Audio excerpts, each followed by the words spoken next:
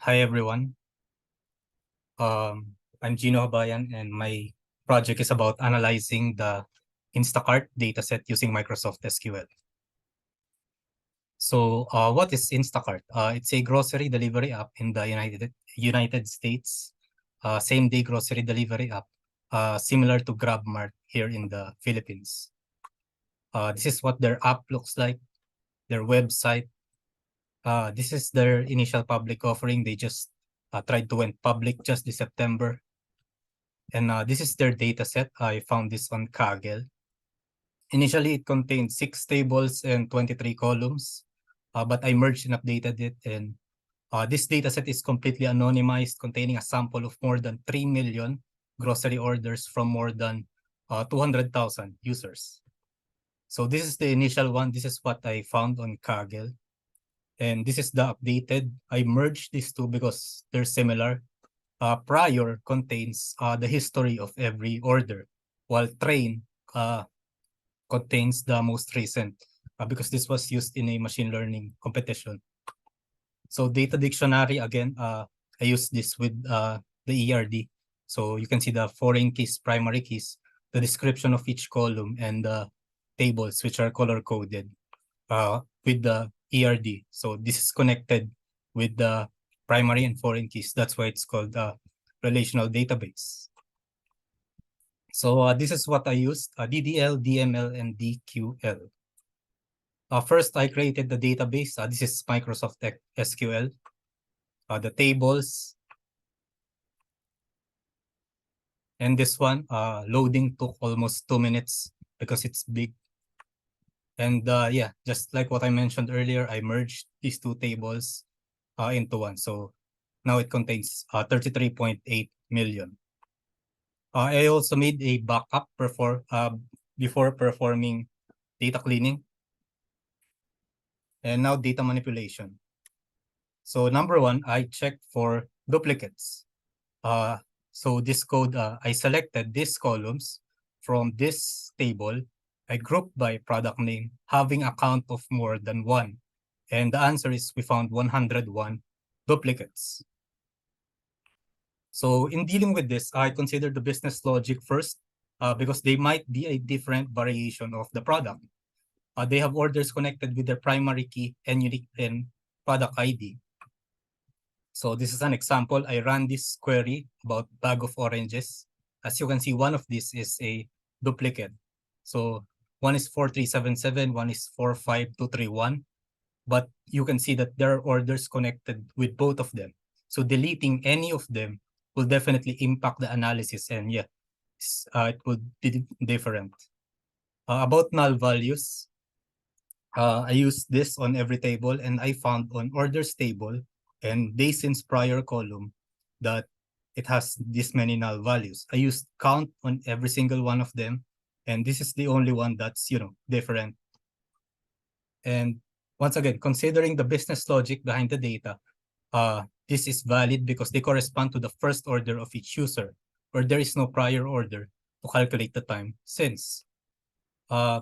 As you can see here, the raw data, the very first order, it's always a null value. So yeah, that's why I can't delete this, and I did not replace it anymore since it already holds meaningful value. So lesson learned, yeah, just like what I said earlier, we can treat duplicates and nulls like, cockroaches. The moment we see them, we just get rid of them. No, we have to scrutinize and examine the dataset, why these values existed in the first place.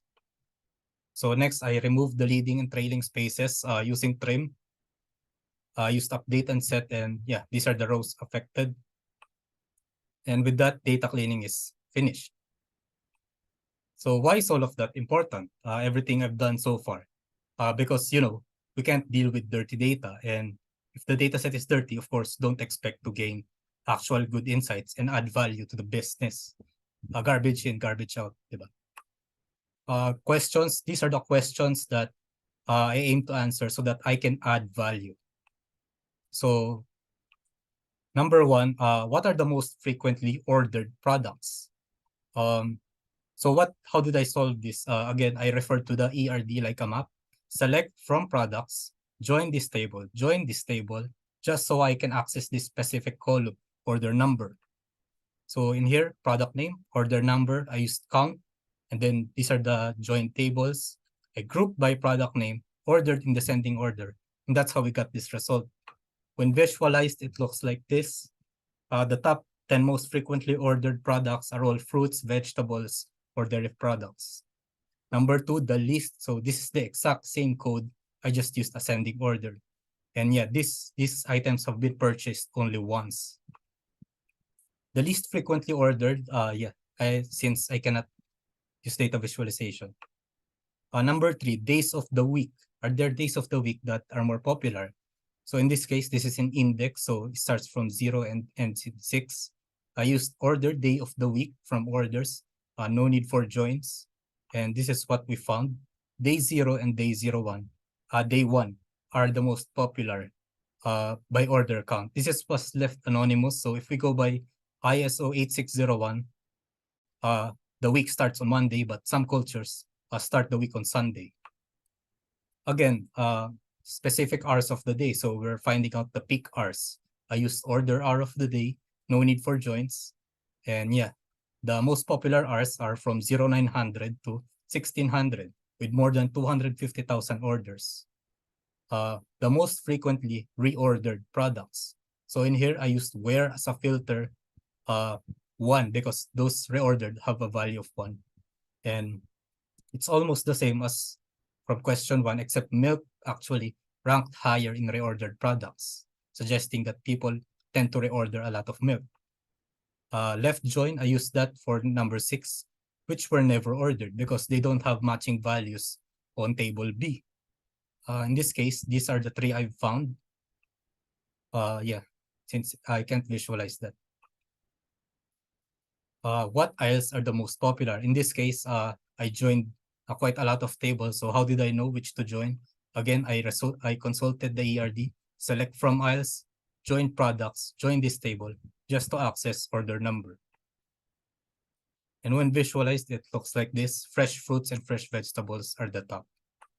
What departments are the most popular? Same thing, almost exactly the same. That's what I did.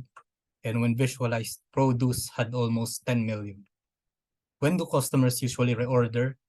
In this case, they order either weekly or monthly, 7 days and every 30.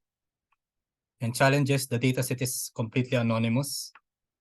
Findings, these are the top most frequently and the least frequently, the most popular days, the most popular hours, and users or customers tend to order the most after 7 or 30 days. So that's their shopping habits.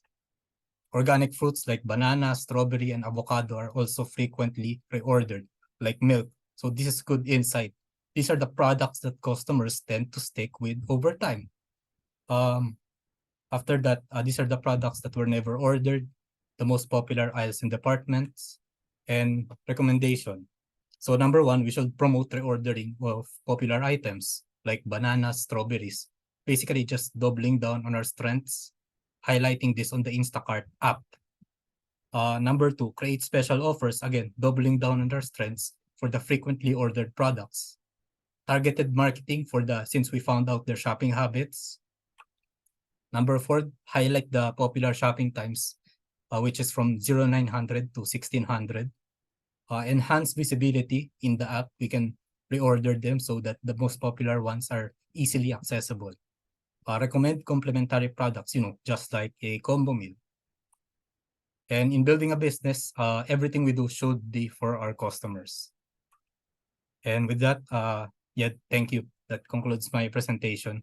Thank you to our mentors and to Data Vanguard for this opportunity.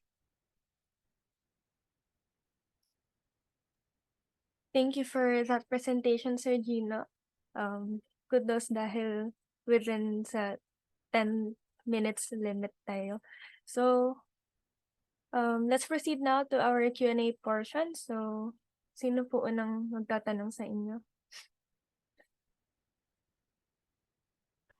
Sige, ako na lang ulit.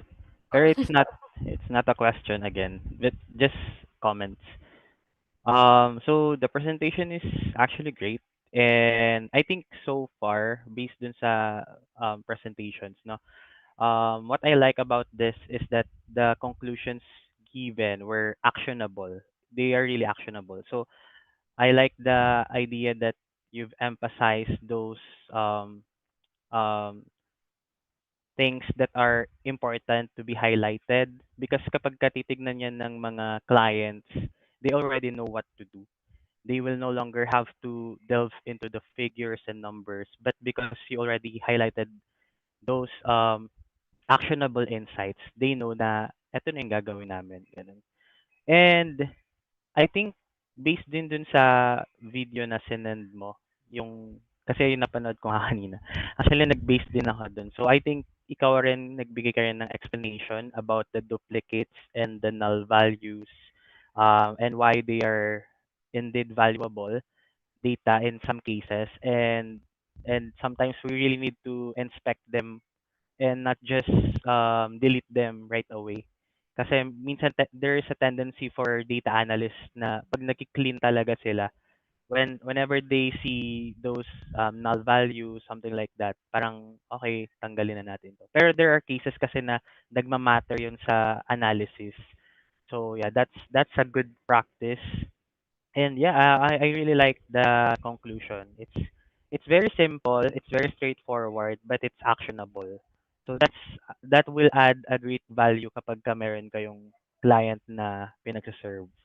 So pagka alam nila kaagad yung gagawin based dun sa data analysis ninyo or sa project sa R&D ninyo, that's already good. Thank you, sir. Thank you, Sir Patrick. So let's have now Sir John Will. Yeah, thank you so much, Gino, for your very comprehensive presentations.